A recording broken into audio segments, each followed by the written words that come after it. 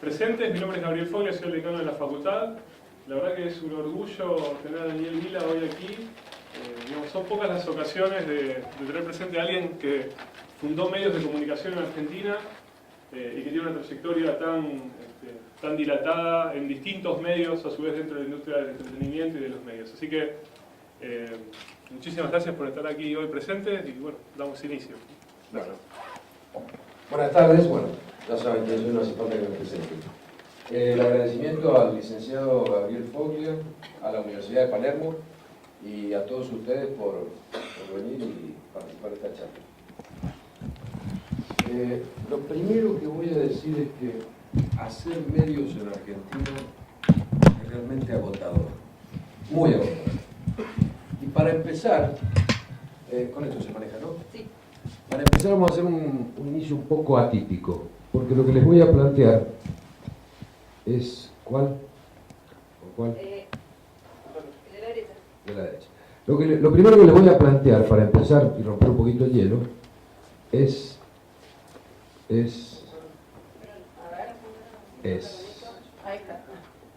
un acertijo.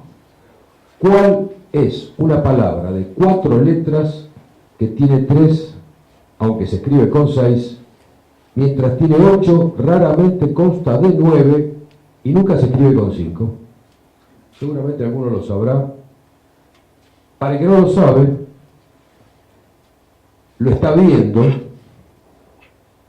lo está entendiendo, pero seguramente no lo está comprendiendo.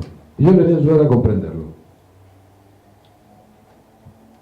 Si es que esto funciona. Ahí vamos. ¿Cuál es una palabra de 4 letras? ¿Qué tiene 3? Aunque se escribe con 6. Mientras tiene 8. Raramente consta de 9. Nunca se escribe con 5. ¿Qué quiero decirles con esto? ¿Por qué decidí empezar con este acertijo? Porque mi intención hoy acá es cosas que ustedes han visto, que por ahí entienden. Mi intención es ayudar, desde lo poco que pueda hacer, desde mi punto de vista, es ayudarles a comprenderlas. En una experiencia de 30 años, agotadora, como digo, haciendo medios en la Argentina. Vamos a tratar de eso, de ver los medios, la relación con la política, los distintos procesos que ha tenido. Y cuando me puse a pensar cómo iba a ser esta charla, que me han dicho que no tiene que durar más de 30 minutos, vamos a tratar de ajustarla, dije, ¿cómo hago para recorrer una vida que tuve haciendo esto en 30 minutos y que además le sirva para comprender el proceso? Y entonces lo primero que se me ocurrió fue hacer un análisis o un ordenamiento cronológico de estos 30 años. ¿Y saben qué pasó? Curiosamente, cuando me puse a hacerlo, yo tampoco lo había comprendido, cada 10 años, y lo vamos a ver graficado, cada 10 años se ha producido un proceso distinto en los medios en la Argentina, casi coincidentemente, por diferencia de meses o por ahí un año, pero cada 10 años ha habido algo distinto. El primer proceso, que arranca en 1980 y va casi hasta los 90, yo le llamé proceso de transición. El segundo va de los 90 hasta el 2000, le llamé proceso de concentración. A partir de los 2000 y hasta el 2010 estuvimos en un proceso de crisis. Y finalmente, desde el 2010 en adelante, estamos con el partido abierto. Todavía no sabemos cómo se va a llamar esto que está pasando en los medios en la Argentina. Previo a entrar en los años 80, me gustaría decirles brevemente cómo fueron los medios en nuestro país. Y acá hay que hacer una división. Cuando uno habla de medios, no es lo mismo hablar de gráfica que de medios electrónicos. Porque la gráfica tiene como soporte solamente el papel, y en los medios electrónicos juega como soporte el espectro. Como ustedes saben, el espectro es un bien que pertenece a la humanidad, ni siquiera pertenece a los estados, pertenece a la humanidad. Los estados, la misión que tienen es simplemente administrarlo, asignar frecuencias, otorgar licencias, pero es un bien de la humanidad. Y todos, lo vamos a ver, todos los gobiernos han caído casi en la misma tentación de no solamente administrar el espectro, sino intentar meterse en los contenidos a través de distintas legislaciones. Entonces, cuando decimos medios, vale la pena separar lo que es la gráfica de la electrónica. Muchas leyes han regulado la electrónica, muchas, varias, ya las vamos a ver. La última la conocen, la ley de medios que se sancionó en el 2009. Y todas ellas con la misma tentación de meterle la mano al contenido. Hagamos el ejercicio de pensar qué pasa con los medios gráficos. No se nos ocurriría pensar en una ley que sacaran para los diarios y dijeran, en la tapa no puede haber deportes, los espectáculos tienen que ir a partir de la página 18 y no podrán tener más de 3 páginas, los no sé, clasificados deberán ser de tantos centímetros por tantos. Eso que no pasa en la gráfica, sí nos pasa en los medios electrónicos, por esta tentación que tiene el Estado de cuando regula el espectro, meterle la mano a los contenidos. Y arrancamos con medios electrónicos en Argentina, siendo nuestro país una potencia a nivel mundial. En 1920 arranca la primera radio en la Argentina, fruto de una iniciativa privada, una sociedad que arman algunas personas que querían explotar una radio, hacen su primera transmisión en Buenos Aires del Teatro del Coliseo, y a partir de ahí empieza la radiodifusión privada. Ya para 1924 había más de 20 estaciones privadas de radiodifusión, de radio, funcionando en nuestro país. La radio sigue creciendo, aparecen las telenovelas, bueno, todo lo que ustedes más o menos habrán leído en algún momento, tiene su apogeo, su auge, le empieza a descubrir la política a la radio como un método de transmitir ideas o propuestas, proyectos. Y en 1951 aparece la televisión en nuestro país. Ahí aparece medio tarde porque en el mundo ya venía funcionando hacía algunos años, ahí vinimos medio revolones. Y aparece también de la mano de un señor que hizo historia en la televisión argentina, que fue Jaime Yankelevich. Era dueño de una radio que se llamaba Belgrano, le pidió permiso a Perón para poner una estación de televisión que se llamó Canal 7, la puso en funcionamiento un 17 de octubre de ese año del 51 con motivo de un discurso de Eva Perón. Y ahí arrancó la televisión en Argentina de manera muy rudimentaria. Perón en aquella época sacó una ley, fue la primera ley sacada por el Congreso en un gobierno democrático, y estableció 3 cadenas en la Argentina, privatizó 3 cadenas en la Argentina. Esas cadenas, luego con la Revolución Libertadora del 55, fueron expropiadas y volvieron a pasar a manos del Estado. Y así llegamos al 60, más precisamente unos meses antes, en las fines del 59, cuando se establece la segunda estación privada de televisión argentina en Córdoba, Canal 12. Al año siguiente, en el 60, arranca Canal 9 en Buenos Aires, Canal 11, Canal 13. En el 66 arranca América. Y llegamos a 1980, que es de donde vamos a arrancar en este análisis, con la televisión color. ¿Qué pasa en 1980 para considerarlo un hito tan importante que marque un periodo? Bueno, el gobierno de facto decide sancionar una ley de radiodifusión, la ley 22.285. Esa ley, como todas, regula contenidos, establece una serie de condiciones para poder acceder a las licencias, sanciones para los que no cumplan, pero tiene una cosa muy importante que es en la que me quiero detener, que es un artículo, el artículo 45, inciso E, que prohíbe a los diarios ser propietarios de medios electrónicos, radios y canales de televisión. Esto era una limitación importante que no solamente existía en Argentina, en Estados Unidos era y sigue siendo exactamente igual. Esa ley tuvo esta particularidad que dijo, miren señores, los que tienen diarios acá no pueden hacer ni televisión ni radio. Y el sentido era morigerar, de alguna manera, la concentración del poder mediático. La ley de los militares, la 2285, tuvo vigencia hasta el año 2009.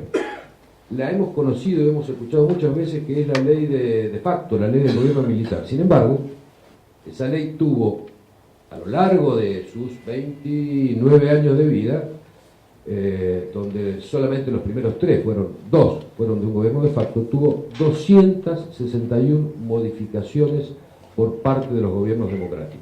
Con lo cual, decir, es una ley del proceso, está bien, es el origen, donde fue parida, donde nació, pero después tuvo tantos cambios que echarle la culpa de la legislación, de esa legislación al proceso, es relativo, ¿no? Alfonsín asume 3 años después, y ahí, justamente en ese año, en 1983, yo empecé a hacer mis primeras armas en esta actividad. Casi por casualidad llegué a una radio, muy modesta radio, y empecé este camino agotador, pero apasionante. No fueron momentos fáciles, ¿no? Porque la relación de Alfonsín con los medios y en general del gobierno radical fue una relación bastante conflictiva. Primero porque los medios no estábamos acostumbrados, ni los dueños de medios ni los periodistas, era como que veníamos ejerciendo la libertad a tientas, a ciegas. Veníamos de un proceso donde había listas negras, no solamente para artistas, sino para música, temas musicales que no se podían reproducir, nombres que no se podían decir al aire. Sí, veníamos con mucho temor. Y por otra parte, la política y la llegada de la democracia hicieron que los políticos y los funcionarios fueran, por decirlo claro, un poco prepotentes. Entonces la relación no fue buena. Alfonsín hizo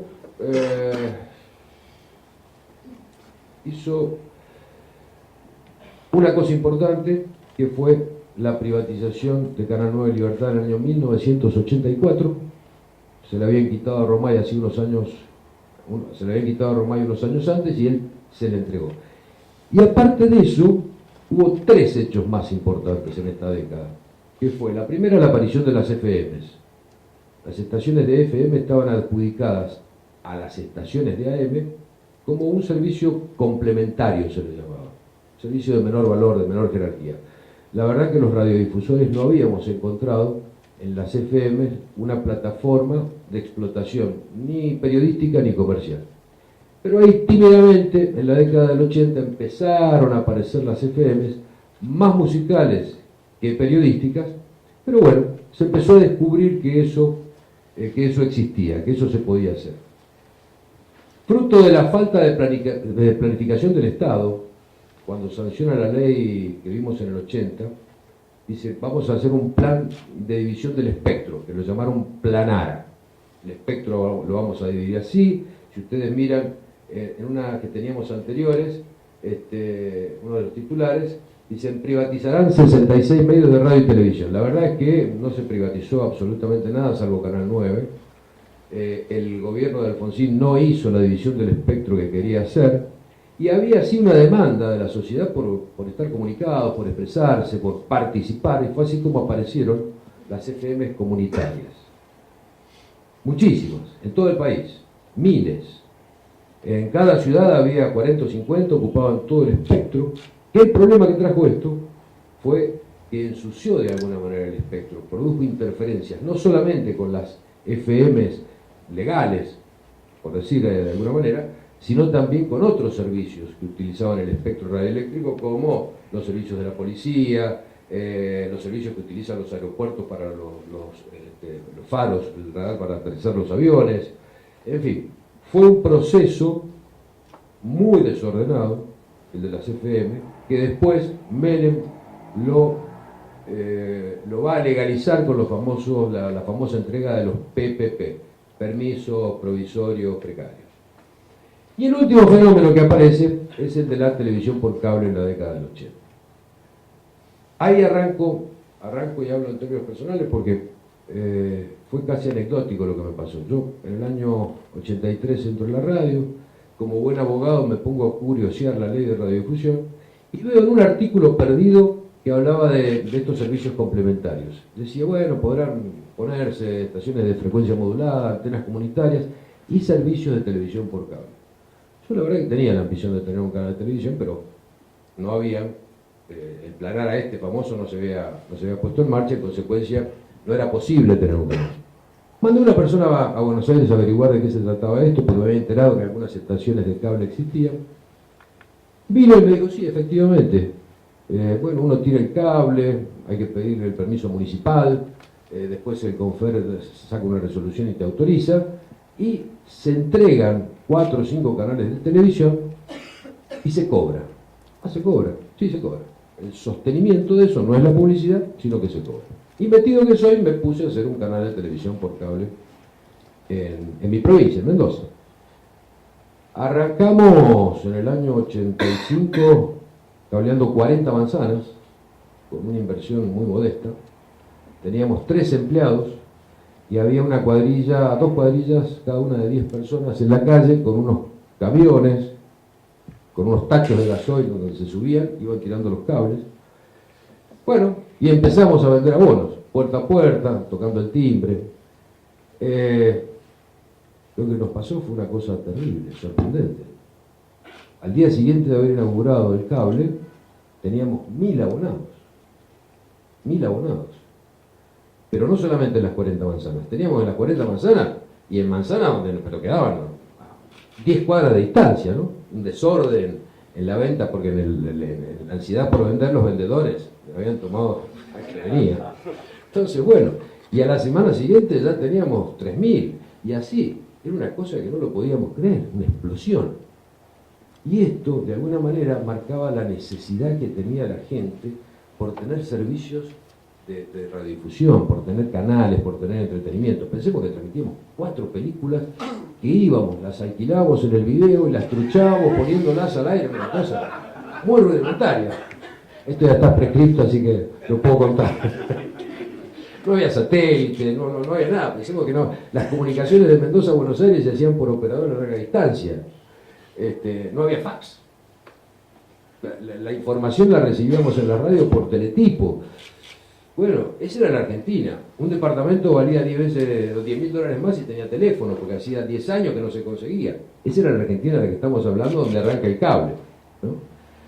En nuestro proceso, que arrancó en el 85, para terminarle la anécdota personal, terminó la primera etapa de ese proceso en el 95, 10 años, habiendo creado una empresa, como dije, con 2 empleados, más 2 cuadrillas de 10 personas en la calle tendiendo cable, que pasó de 0 abonados en el 85 a 60.000 abonados en el 95. Esa fue la explosión, la enorme creación de valor que pudimos hacer en este grupo. Inventar un negocio donde no lo había.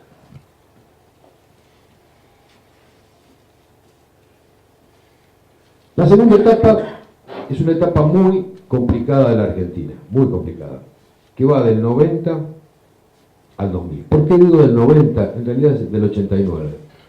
Se va Alfonsín, ustedes se acordarán, tiene que anticipar la entrega de su mandato y viene el menemismo.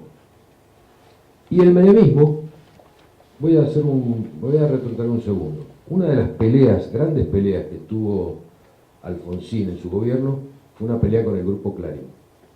Yo lo voy a tener que mencionar al Grupo Clarín varias veces en esto, porque es el líder de la industria. Porque además ha sido protagonista de muchas de las cosas que pasaron en la industria de medios en estos 30 años. Y no tomen estas referencias de manera negativa o con algún grado de animadversión. Simplemente es el líder de la industria, es el más grande, y bueno, ha sido protagonista de muchas de las cosas que pasaron en este país. La relación de Clarín con Alfonsín fue mala, muy mala. Es más, yo creo que en alguna medida también fogoneó un poquito, ¿no? ¿Y por qué fue mala? Mala porque Alfonsín mandó una ley al Congreso que no contempló esta modificación a las que le hice referencia recién sobre el artículo 45, que le impedía a los diarios entrar en radio y televisión. Y la verdad es que el Grupo Clarín ya por el 87 ya por el 87, había comprado Radio Mitre y le había echado el ojo a los canales de televisión.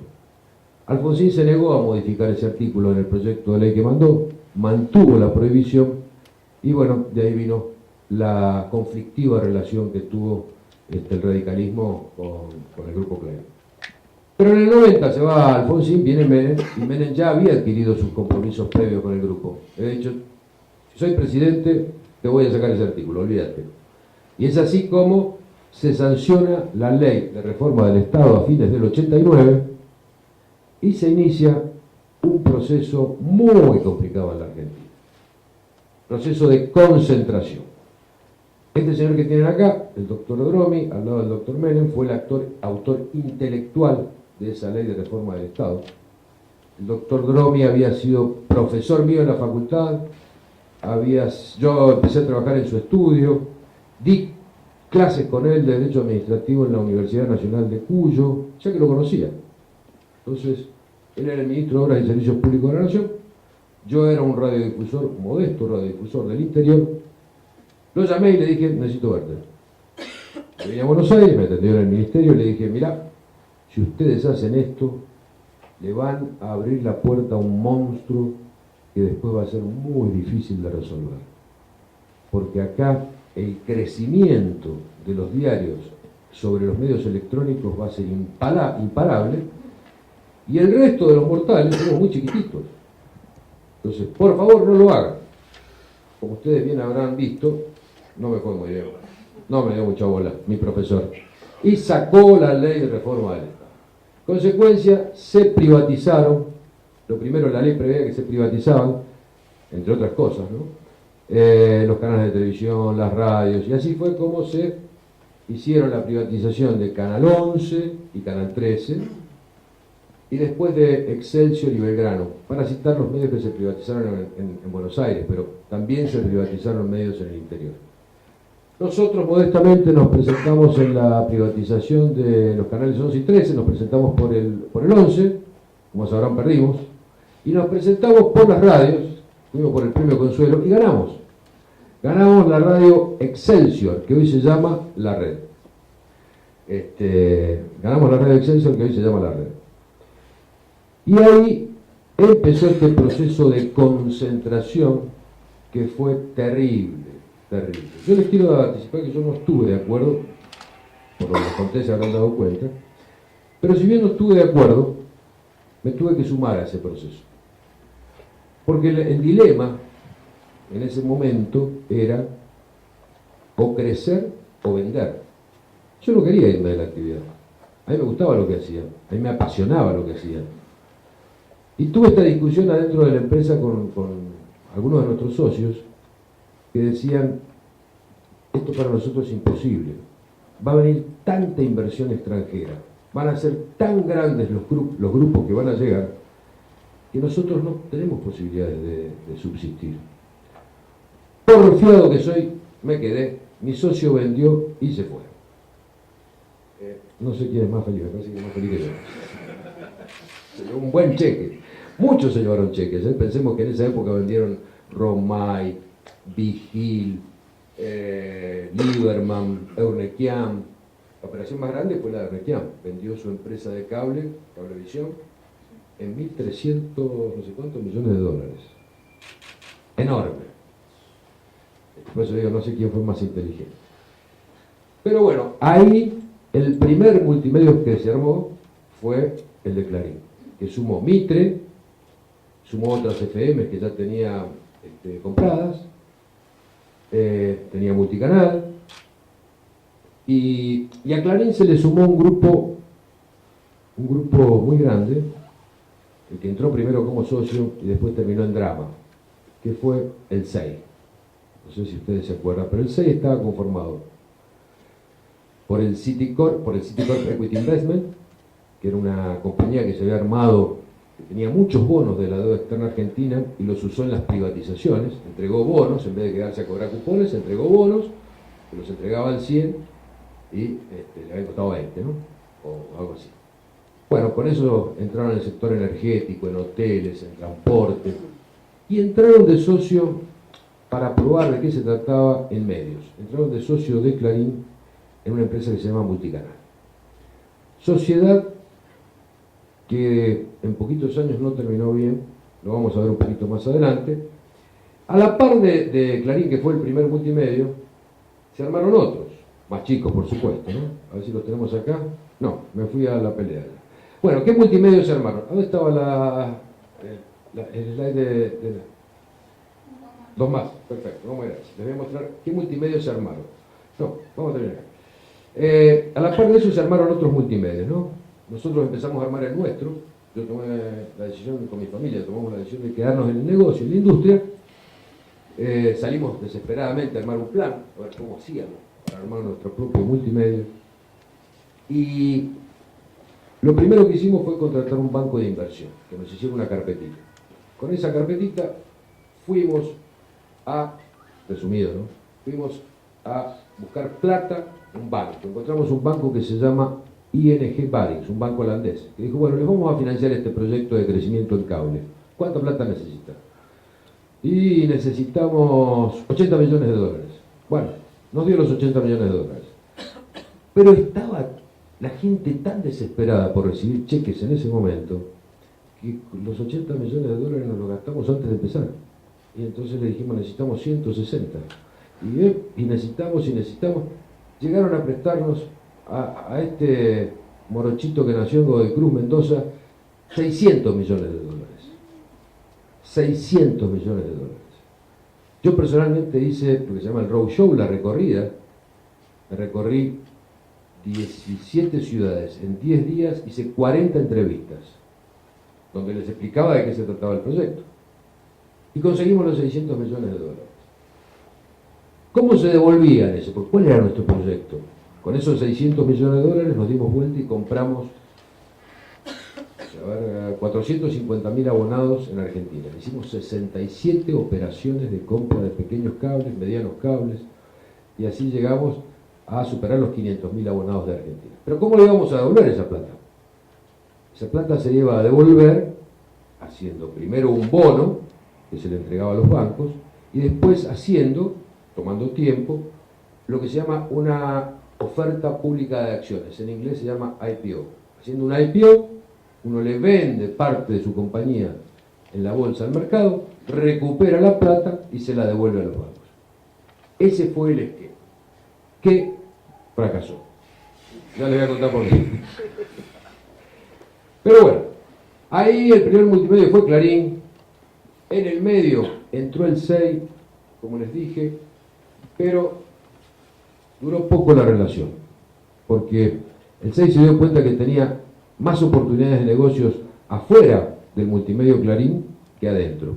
Y entonces rompió la sociedad en un episodio bastante traumático, donde se cruzaron denuncias penales, hubo filmaciones, una cosa bastante complicada, pero finalmente se separaron. El grupo Clarín quedó con los accionistas que lo conocemos actualmente, y el SEI fue cambiando, originalmente de pertenecer al Banco City y al Banco República, se incorporaron otros accionistas como Wertheim, después entró un fondo internacional que se llama Liberty Media, entró un fondo muy importante que se llama Hit News, en fin, se adicionaron otros socios laterales, no directamente la compañía principal como Vigil, que entregó para participar del nuevo multimedio Telefe, las televisoras del interior y la editorial Atlántida, Carlos Ávila, que entregó a cambio de acciones en torneos y competencias, y entonces el SEI se armó muy grande para competir con Clarín. Evidentemente estos dos grupos entraron en conflicto, fue la pelea del siglo, y el condimento político de esto es que el SEI había sido auspiciado por Menem. Yo no digo que haya tenido ningún tipo de participación económica, no creo que la haya tenido, pero sí estuvo auspiciándolo para que se formara. ¿Por qué? Porque después que le reformó el artículo 45 al Grupo Clarín, empezaron de nuevo los hostigamientos periodísticos. Entonces Menem dijo, no tengo mejor idea que buscar que en este mercado de la comunicación haya equilibrio. y entonces auspició que el SEI fuera importante. La pelea terminó de la peor manera, porque después de las denuncias penales que el SEI le armó a la gente del Grupo Clarín, el Grupo Clarín le devolvió las atenciones.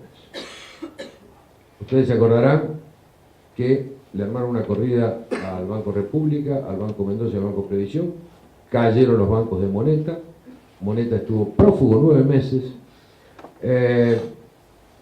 auspiciando a un sector de la política, le armaron al Citi las famosas cajas de la señora Carrió, en donde lo investigaron al Citi por lavado de dinero, y que finalmente, bueno, nada pasó, pero el Citi se fue. Telefónica, frente a este desastre, agarró las valijas y también salió del SEI, se llevó Telefe y las televisoras del interior, y quien se quedó con Cablevisión fue el fondo HIC News, que después, como ya vamos a ver, se lo termina vendiendo al Grupo Clarín. O sea, ganó por nocaut antes de los 12 asaltos, el que no estuvo prófugo estuvo denunciado por lavado de dinero y el que no se fue a su casa. Pero nuevamente quedó como gran protagonista de la escena argentina el Grupo Clarín, que por primera vez se le había armado un contendor para darle batalla, pero que cometió 2 errores desde mi punto de vista, ¿no? El primero fue el auspicio del gobierno, error.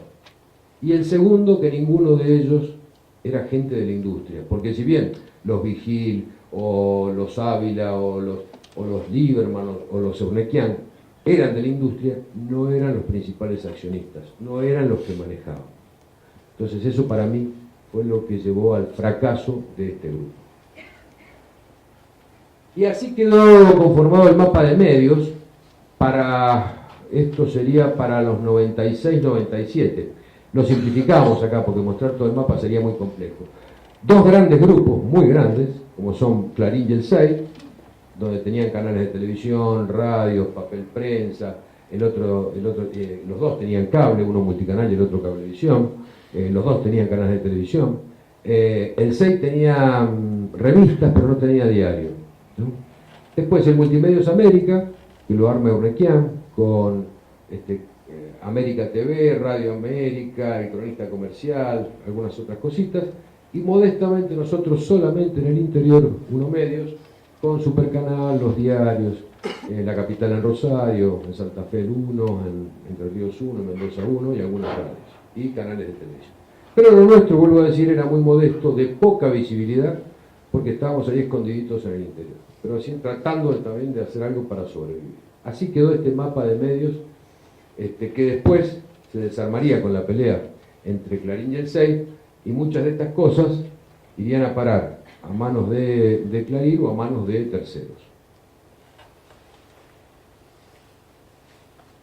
Llegamos ahí al proceso de crisis, porque lo que habíamos hecho nosotros, de tomar deuda, también lo hizo Clarín y lo hizo el SEI y lo hicimos todos. La deuda nuestra en ese momento era de casi $1.000 millones, porque además de los 600 del cable, nos habían prestado para hacer adquisiciones en medios, comprar diarios, radios. La del Grupo Clarín creo que estaba por el orden de los 4.000. Y en ese momento se produjo un hecho que rompió el mapa financiero que teníamos elaborado los grupos. Que les conté. Tomamos deuda con un crédito, hacemos un bono y hacemos una oferta pública de acciones en Nueva York, en la Bolsa de Londres o donde quiera. Eso se rompió porque en el año 89 se cayeron todos los mercados internacionales. Se acabó el financiamiento. Vino la crisis rusa.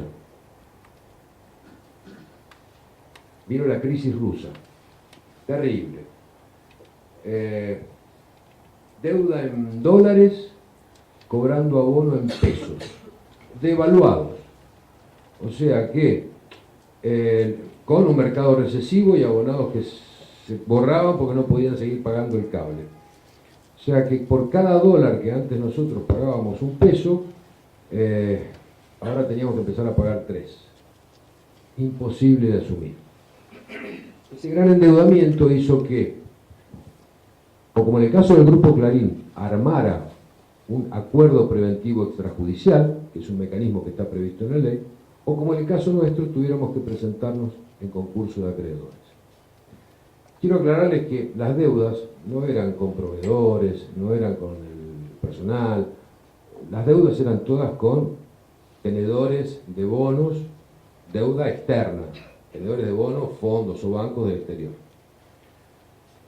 Ahí apareció, en ese endeudamiento, una enorme presión del Fondo Monetario Internacional para modificar la ley de concursos y quiebras en el año 2001. ¿Por qué esto? Porque como los acreedores eran extranjeros, veían la oportunidad nuevamente, esta especie de buitres que siempre andan sobrevolando, de quedarse con las empresas argentinas por 3 pesos. Y fundamentalmente con las empresas de medios. Por, creo que segunda vez, porque ya habíamos sido socios con Clarín, nos tuvimos que juntar. Las circunstancias hicieron que nos tuviéramos que amigar e ir a pelear por 2 leyes. La primera, la ley de concursos y quiebras, que fuimos a hacer en el buen sentido de la palabra lobby, para que esta ley no contemplara una cláusula que era terrible para nosotros, que era una cláusula que se llama Crown Down. Es un artículo de la ley por el cual, cuando en la primera ronda de acuerdo con los acreedores no se logra un consenso, bueno, o un acreedor o un tercero puede presentarse y decir, momentito, me quedo yo con la empresa. Córranse, negocio yo con los acreedores y me quedo.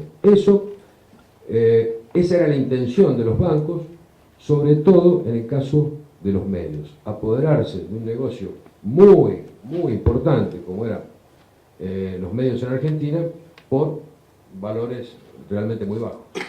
Entonces, la primera pelea la dimos en el Congreso para que no se incluyera el Crown Down para los medios. ¿Esto fue previo al 9 de septiembre? O sea, antes de las Torres. Las Torres fue en el 2001. El Crown Down es 2002. El Crown Down fue 2001 también. No, la ley de concurso fue 2001 también. Creo que fue previo. No me atrevería a afirmarlo, pero creo que fue previo. ¿Fue post-evaluación el Crown Down? Sí, post-evaluación. Sí. Como fracasamos en la primera, los bancos hicieron una enorme presión, pero enorme presión sobre el gobierno, un gobierno muy débil, para que se incluyera esa cláusula. Perdimos. Al año siguiente fuimos con una cosa que inventamos, que fue la ley de bienes culturales, que existe en otros países, no es que es una genialidad, copiamos de otros países. Hay otros países que tienen una ley que defiende sus bienes culturales. En los bienes culturales no solamente entran los medios, entran también museos. Lo que pasa es que también hubo algunos colados, se coló la vía pública entre los bienes culturales, pero bueno, pasó. Era tan grande la necesidad que pasó. Y en esa ley de bienes culturales logramos defender, sacar esta figura del Crown Down, por el cual se podían apoderar de los medios los bancos extranjeros, logramos sacarla, limitarla para los medios. Y además se agregó también una limitación para la tenencia de acciones por parte de empresas extranjeras. Se le puso un límite del 30%. Yo creo que fue una ley muy positiva para Argentina, porque un país tiene la obligación de cuidar sus medios, su industria de comunicación, y la Argentina en esto, como hemos visto, ha sido muy ambivalente. Hay veces que le ha querido meter la mano, otras veces ha querido expropiar, a veces ha censurado, a veces ha dado total libertad. Entonces, nunca ha habido una política. En este caso, yo creo que fue un hecho positivo. Y de la unión, como digo yo, del cerebro y el músculo, se darán cuenta que nosotros no tenemos el músculo, pero sí tenemos un poco de cerebro. Entonces, de la unión con Clarín, logramos sacar un hecho muy positivo. ¿Qué pasó después? Bueno, la relación del kirchnerismo con los medios. También en la década, la década del 2000, en este periodo que llamamos de crisis, gana Néstor Kirchner las elecciones, inicia una muy buena relación con los medios, muy buena relación con los medios. Es más, nos da hasta una cosa que para mí fue más de lo que merecíamos. Nos prorroga todas las licencias por 10 años, con un decreto. Fue una sorpresa, ¿no? Una buena sorpresa. Pero la mejor relación, evidentemente, de Néstor Kirchner fue con el Grupo Clarín. Había comidas en Olivos, idas, vueltas, idilio, idilio. Y fruto de ese idilio es que Grupo Clarín logra sacarle la fusión entre Cablevisión y Multicanal. Y acá viene mi segundo fracaso con la política, porque también me fui a verlo a Néstor Kirchner. Ya lo había visto de Dromi y me fue mal. Me voy a verlo al doctor Kirchner, a Olivo, y le digo, mire, si usted saca esto, la verdad, si antes crearon un monstruo, ahora el monstruo va a tener una bodega donde va a poder comer lo que se le dé la gana. Es un monstruo que va a crecer, va a engordar, va a ser imposible de alcanzar. No, bueno, obviamente perdí, fracasé, salió la fusión. Se fusionaron las dos empresas, no sé qué dice, Cablevisión y Multicanal, y al enorme poder de comunicación que tenía el Grupo Clarín, vía la cantidad de empresas y de plataformas para comunicar, se sumó una enorme caja. Una enorme caja. Y así tenemos dos canales de televisión en Buenos Aires que tienen dos enormes cajas que les permiten tener subsidios cruzados y hasta siquiera poder perder dinero. Con enormes producciones que hay otros canales que, como no tenemos esas cajas, ni tenemos la posibilidad de perder, no los podemos igualar en cuanto a eso. Canal 13 tiene el subsidio cruzado de Cablevisión, una caja enorme, y Telefe, la de Telefónica.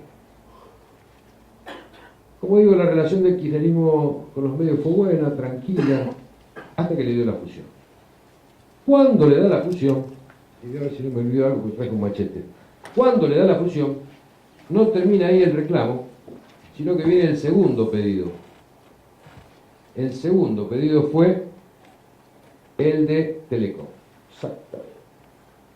Y ahí ya el hombre dijo, no, hasta acá llegamos, Telecom es demasiado, no quiero que las telefónicas entren en los medios, no quiero que los medios entren en las telefónicas, así que esto no te lo voy a dar. Y fruto del no te lo voy a dar, se aprovecha una coyuntura negativa del gobierno, como fue la pelea con el campo, para iniciar una campaña no sé, sangrienta, terrible, en contra del gobierno, ¿no? El gobierno tampoco se quedó atrás. Empezó a armar sus grupos de medios paraestatales y empezó a hostigarlo por donde pudo. Lo que hoy conocemos como la famosa grieta se originó ahí, por una empresa que se llama Telecom y por haberle dado a otra empresa que se llamaba Fusión de Cablevisión y Multicanal. Este es uno de los grandes problemas que tenemos hoy. Este es uno de los grandes problemas que tenemos hoy, porque ya vamos a ver que tampoco la nueva ley lo resuelve definitivamente. Estamos terminando, no se aburre. Bueno, y llegamos a hoy, al 2010. Me pasé el tiempo. Con la pelea, entre todas las cosas que elabora el gobierno, elabora la famosa ley de medios, que es una ley que jurídicamente es mala, a mi modo de ver, sobre la cual yo expresé en el año 2009 mi disconformidad, mi crítica, lo hice públicamente, la oportunidad de inaugurar la redacción unificada que teníamos en Mendoza, lo hice por televisión, dije que no servía, que esto no iba a funcionar, que no iba a andar, que no iba a cumplir su objetivo, que estaba politizada. Bueno, la ley salió, se judicializó durante 4 años con las cautelares del Grupo Clarín, hasta que finalmente hubo un fallo de la Corte sobre uno de los artículos más importantes, porque ojo que la ley, hay un montón de cuestiones que todavía no han pasado por la Corte, e incluso este fallo, sobre el artículo 161 de la desinversión, la Corte deja a salvo los reclamos económicos. Dice, el bien general está por encima del interés particular. Entonces, si el legislador cree que la protección del bien general es la desinversión, el legislador tiene razón. Esto no obsta, dice la Corte, a que el particular damnificado pueda ir a reclamar los derechos económicos que sienta que le han vulnerado. Con lo cual va a haber un juicio por daño y perjuicio enorme, enorme. Y estamos metidos en los procesos de desinversión. Nosotros hemos presentado el nuestro, y lo habrán leído por ahí. No es muy original porque le entregamos a nuestros hijos, ponemos en cabeza de nuestros hijos las acciones de las empresas, y aquello que primeramente fue mirado con burla por parte de otros grupos, como el caso del Grupo Clarín, terminó haciendo lo mismo, ¿no? Entonces terminamos todos haciendo lo mismo porque es una falla sustancial que tiene la ley. Esta ley fue hecha a medida en contra de Clarín. No fue una ley pensada para la industria de los medios de comunicación. Entonces, yo creo que la ley no tiene mucho futuro por una serie de razones, ¿no? Fundamentalmente porque no prevé los procesos tecnológicos. Pero acá les tengo, para terminar, mis... antes de esto, ¿cómo está hoy el mapa de medios preadecuación? Está el grupo más grande, Clarín, esto vendríamos a hacer nosotros, después está Telefónica, después La Nación, que tiene todos productos gráficos y de la web, pero no tiene nada en materia de radiodifusión, Perfil, Cadena 3, que está circunscrita a radios en el interior, que dice ahí el grupo 23, Prisa, Moneta, Pierri, Indalo. Esto es más o menos como está armado, donde las proporciones no son exactas, porque no nos alcanzaría de aquí al techo para poner al grupo Clarín, necesitaríamos 2 pisos. La diferencia con el segundo que vendríamos a hacer nosotros, medido en términos de facturación, penetración, circulación, cantidad de empleados, evita, o como lo quieran medir, varía entre 7 veces a 10 veces más grande. Con el segundo, imagínense con el resto. Entonces, es muy grande. Acá vamos a algunos pensamientos finales y una conclusión. El primero es, nunca una política. La verdad es que nunca ha habido en la Argentina una política de Estado a favor de los medios de comunicación.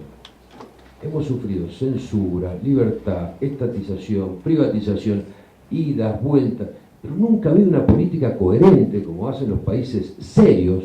Brasil lleva no sé cuántos años discutiendo su ley de telecomunicaciones. Colombia acaba de sancionarla y se han pasado 2 o 3 años discutiéndola. Nuestra ley 26522, la ley de medios, se discutió en un día salteando todos los reglamentos internos con un fin que no era el fin que tiene que tener una ley, que es promover una actividad y sobre todo una actividad tan sensible. Entonces, yo creo que este es uno de los graves problemas que hemos tenido en la política argentina. Nunca hemos tenido una política de Estado. Mi segunda reflexión sobre esto es que se dejen de meter la mano con los contenidos. En la próxima ley que saquen, basta de meterle la mano a los contenidos. Ahora ya, miren, hay una resolución que tiene la nueva ley que todavía no la implementan, pero porque no se puede. Esta resolución dice que cada aviso, cada comercial televisivo tiene que ser previamente aprobado por el AFCA. O sea, llega un señor que quiere decir, sacame urgente, vendo pintura, ¿me podés poner? No, tengo que ir al AFCA. O sea, hay que ir al AFCA, el AFCA tiene que autorizar ese comercial, a ese comercial hay que ponerle un código de barras que hay que exhibirlo en la pantalla. Eso, acá, o donde ustedes hayan nacido, se llama censura. Pero además, administrativamente, es imposible de implementar, es innecesario. Como esa les puedo contar 10 anécdotas de cosas que hace esta ley de manera innecesaria. Entonces, el Estado, los gobiernos, la política, se tienen que dar cuenta que la ley que hagan, sea cual fuere, tiene que ser una ley limitada a la administración del espectro, al reparto del espectro, al control de las licencias. Alguna cosa, si quiere poner sobre los contenidos, pongamos, pero no tiene que ser tan reglamentarista, porque en el mundo no es así. Entonces, dejen de meter la mano en las leyes. No se refiere a otra cosa, ¿eh? Todos somos David, y esto no es para mi señora. Pero quiero decir con esto que la verdad, todos somos tan chiquititos, que hay un solo Goliat. Los demás somos muy pequeños. Entonces hay que buscar un sistema más normal, donde haya más equilibrio, donde los grupos, y es que el modelo es de continuar con los grupos de medios, sean no que haya uno, que hayan 50 si hace falta, pero sí que no haya un solo Goliat, y que los demás no seamos todos David. Finalmente, habrá que modernizar la legislación contemplando los procesos tecnológicos y la convergencia de las telecomunicaciones, con un sistema de medios que sea pluralista. Esto lo dice, se ha cansado de decirlo los autores intelectuales de la nueva ley, estoy totalmente de acuerdo, que también sea democrático, totalmente de acuerdo, participativo, absolutamente de acuerdo, pero hay una cosa que tendría que ser, y es la que a este sistema le falta, que es esta, que sea equilibrado. Esto de que no existe uno grande y todo lo demás pequeño, que sea equilibrado. Yo les agradezco el tiempo, la atención, y quiero terminarles así como arranqué diciéndoles que hacer medios en la Argentina es agotador. También quiero acordarme de algo que me pasó cuando empecé a hacer medios. Yo era chico, tenía 31 años, o 30. Y un señor que fue una especie de maestro que tuvo, un día que yo estaba un poco agobiado por algunas cosas que me pasaban, no podía pagar los sueldos, no me acuerdo qué inconveniente tenía en ese momento, me dijo: nene, disfrutá, porque el periodismo es lo más divertido que se puede hacer vestido. Gracias.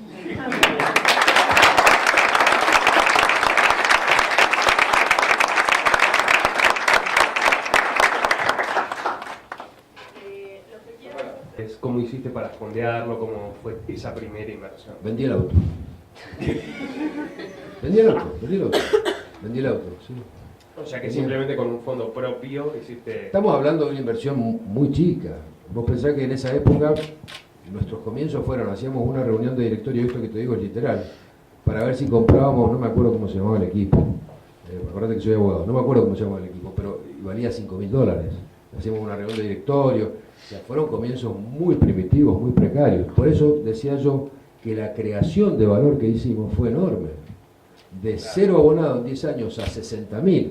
Suponete que hoy paguen una cuota de, no sé cuánto pagará, 300 pesos, 400 pesos, multiplicarse también por 400 en 10 años para una empresa familiar que arrancó de cero. Fue una generación de valor enorme. Claro, y fue con tu familia, digamos, o sea, usaste la potencia de tu familia. Sí, tuve algunos socios, éramos 3 socios, que después bueno, se fueron y se quedó solamente mi familia. Bueno, gracias. Bolivia, bueno, primero admiro mucho a los medios argentinos y me gustaría saber si tienes alguna proyección de lo que se viene en el futuro en cuanto a los medios en Argentina. Mira, si vos te fijas en el último gráfico, yo lo dejé profeso, ¿me podés poner, Sofía? Lo dejé profeso con un semicírculo abierto con una flecha, porque la verdad es muy difícil saber lo que va a pasar. Estamos frente a un cambio de signo político, creo yo. Seguramente el que venga va a querer meter sus conceptos, sus ideas en esto. La ley que tenemos es mala, no sirve. Más allá de que lo diga yo, no sirve. Entonces, yo creo que va a haber un cambio legislativo y como consecuencia del cambio legislativo va a haber un ordenamiento de lo que hay. No me imagino en la Argentina desarmando lo que está. Porque así como critico yo la enorme potencia o el tamaño del Grupo Clarín, también tengo que decir que hay que aprender cómo hacer las cosas, porque es un grupo que en su trabajo es muy eficiente. Yo me imagino un país en donde haya 3, 4 grupos de medios de relativa importancia, ¿no? Muchas gracias. Sí. ¿Qué tal, Dani? ¿Qué tal? Jorge Fajardo, bueno, soy editor de medios y profesor de esta casa. Bueno, justamente como soy profesor de business y editor de medios digitales, mi duda va, aparte de todo lo que usted también nos mostró, referido bueno, al enorme crecimiento de los medios digitales, internet, que de hecho la ley en absoluto no los contempla, los ignora, pero yo lo que estoy viendo es un gran cambio hacia los medios digitales, la gente es mucha más la que lee Primicia Ya pronto, pero no estamos viendo todavía desde el punto de vista económico un pasaje como si se da en Estados Unidos, por ejemplo, donde no la publicidad en internet, sino en móviles ya superó a los medios gráficos. ¿Por qué usted cree que en nuestro país no se da ese cambio de publicidad fundamentalmente, que llega a mucha más gente a través de los medios digitales que el grupo tiene, y se ve más concentrado en medios tradicionales la publicidad? ¿Cuál es el cambio que tiene que haber para que eso pase? Gracias. Mire, yo saco esta cuenta. La imprenta data de mediados del siglo XV, 1400 y pico. Y hasta hoy los medios gráficos no han cambiado mucho, ¿no? Son 5 siglos y medio, donde más o menos ha pasado siempre lo mismo. Internet se inaugura en 1974 o 78 en una universidad de Estados Unidos como un mecanismo de comunicación interna. Desde el 70 al 74, al 2014, ¿cuántos son? 40 años. O sea, 5 siglos y 40 años, usted mire la velocidad y la evolución. ¿Qué le quiero decir con esto? La evolución de los medios digitales es voraz, es feroz, es vertiginosa. Entonces, si bien todavía no está la respuesta económica, no se ha podido eso monetizar, yo no tengo duda que va a pasar, que se va a hacer. Pero por ahí la tecnología viene más rápido que la costumbre, que el uso. Pero es un tema de velocidad nada más. ¿Qué va a pasar? Yo no tengo duda. No sé si esto va a implicar la desaparición de los medios gráficos, no lo sé, porque hasta acá, si miramos la historia, ningún medio mató al anterior, ¿no? La radio o la televisión no mató a la radio, el cable no mató a la televisión qué sé yo, satelital no mató al cable, la FM no mató a la AM. Entonces yo no sé si esto va a implicar la desaparición de los medios gráficos como tales. Por ahí es un cambio, por ahí se transforma en un negocio de nicho. ¿Qué tal, Daniel? Sebastián Palomba, estudiante de periodismo. Quería saber cuál es su punto de vista sobre los procedimientos de medición de audiencia en Argentina y si alguna vez sintió que alguno de sus medios fue castigado. Yo he sido muy crítico del sistema porque hay uno solo, sistema de medición de audiencia. Incluso hace algunos años hice un planteo judicial que lo gané en primera instancia, la empresa que represento lo ganó en primera instancia y logró que la empresa Ibope estuviera suspendida en sus mediciones por casi 2 meses, obligándole a hacer mediciones coincidentales telefónicas. Después un fallo de la Corte revocó eso e Ibope volvió a medir. Yo personalmente no creo que estén bien las mediciones. No digo que sean tramposas, por ahí lo que se hace mal es la elección de cómo se hace la muestra o el método, porque pensemos que hay 800, 900 people meter que nos dan teóricamente lo que es toda la televisión argentina. Entonces yo creo que hay otros sistemas que se pueden implementar. De hecho, DirecTV o Cablevisión, o en el mismo caso nuestro de Supercanal, tenemos métodos de ida y vuelta donde uno puede medir qué está viendo el televidente. Lo que pasa es que una empresa que mide rating no solamente tiene que tener los elementos técnicos para medirlo, tiene que tener una cosa muy importante que es credibilidad. En Argentina había 3 empresas que medían rating, quedó solo una. Veremos qué pasa ahora con la que ha anunciado el gobierno que va a armar, a ver si tiene credibilidad, ¿no? Pero eso es muy importante. Pero bueno. Tiene una compra de contenidos que ataca tanto a grupos como a canales directamente. ¿Cuál es su visión sobre esa? Y la segunda pregunta es, ¿cuándo vuelve Fantino en el show de fútbol? Más fácil contestar en la primera. Coincido plenamente con lo que usted dice. Yo creo que la ley, una de las falencias que tiene la ley es la enorme ventaja competitiva que le da DirecTV, porque considera que la iluminación sobre toda la geografía de la Argentina es una sola licencia, mientras que nosotros, que estamos en 17 provincias, cada localidad es una licencia. Entonces, creo que es un tratamiento injusto. Esto sin entrar a considerar el tema contenidos, en donde nosotros tenemos que poner canales locales, a ellos los canales locales son más o menos locales y todavía no los implementan. Qué sé yo, creo que no paga espacio aéreo, creo que tiene una serie de privilegios que en algún momento también va a tener que ser revisado y ponerlo en términos de competitividad. Fantino al show del fútbol, no hay, al show del fútbol me dijo, ¿no? No hay ninguna chance. Que bueno, está bien donde está. Va a empezar a hacer unos almuerzos ahora, los domingos.